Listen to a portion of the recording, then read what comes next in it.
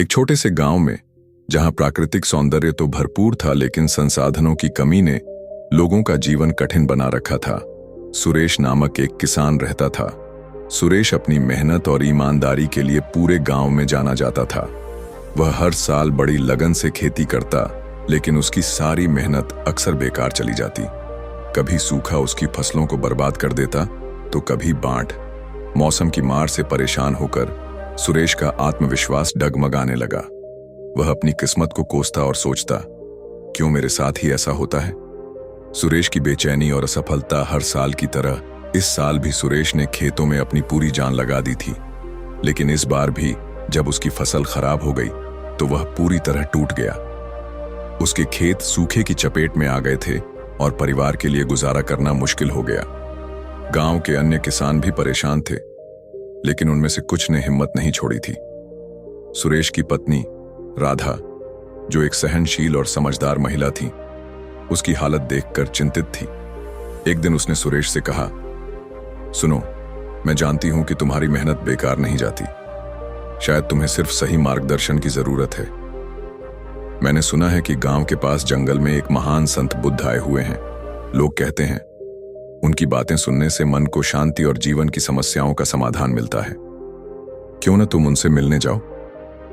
सुरेश, जो अपनी असफलताओं से बेहद निराश था, पहले तो हिचकिचाया, लेकिन फिर उसने सोचा, जब हर जगह हार ही मिली है तो एक बार बुद्ध से मिलकर भी देख लेते हैं, शायद कुछ समाधान मिल जाए। बुद्ध की ओर यात्रा। अगली सुबह सुरेश सूरज उगने से पहले ही जंगल की ओर निकल पड़ा। रास्ता कठिन था, कंटीली झाड़ियां, ऊबड़ खाबड़ पत्थरीली जमीन और चारों ओर अजनबी माहौल। लेकिन सुरेश के मन में उम्मीद की एक छोटी सी किरण जल रही थी। जब वह जंगल के भीतर पहुंचा तो उसने देखा कि कई लोग एक बड़े पेड़ के नीचे शांत मुद्रा में बैठे थे। वहीं ध्यान मग्न अवस्था में बुद्ध बैठे थे। उनके चेहरे पर एक अद्भुत शांति थी। ऐसा लग रहा था मानो उनकी उपस्थिति ही चारों ओर सुकून फैला रही हो। सुरेश कुछ पल के लिए उन्हें देखता रहा। उसकी सारी थकान जैसे गायब हो गई। वह उनके पास गया और श्रद्धा से उनके चरणों में झुक गया। सुरेश की समस्या सुरेश ने विनम्रता से कहा, गुरुजी, मैं बहुत परेशान हूं। मैं एक किसान हूं और हर साल मेरी फसल बर्बाद हो जाती है, कभी सूखा तो कभी बाढ़। मैंने मेहनत करना कभी नहीं छोड़ा, लेकिन अब लगता है कि मेरी मेहनत का कोई अर्थ नहीं रह गया है। कृपया मुझे बताइए, मैं क्या करूं। बुद्ध ने सुरेश को बड़े ध्यान से सुना। उनकी आंखों में करुणा थी। उन्होंने धीरे से मुस्कुराते हुए पूछा, तुम नदी को जानते हो ना। सुरेश ने तुरंत उत्तर दिया, हां गुरुजी, वह तो हमारे गांव के पास से बहती है। बचपन से उसे देखता आया हूं।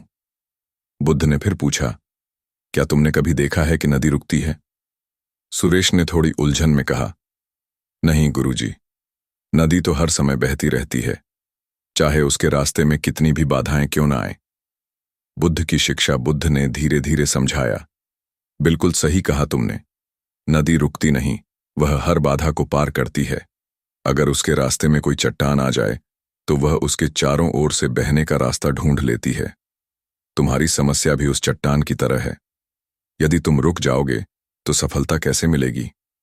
जीवन में बाधाएं आती हैं, लेकिन उन्हें स्वीकार करके आगे बढ़ना ही असली उपाय है। मेहनत करो, लेकिन सही दिशा में। यदि फसलें बार बार बर्बाद हो रही हैं तो अपनी खेती के तरीके बदलो, सीखो, समझो और नई राह खोजो। सुरेश ने बुद्ध की बातों को ध्यान से सुना। उनके शब्द उसके मन में गूंजने लगे।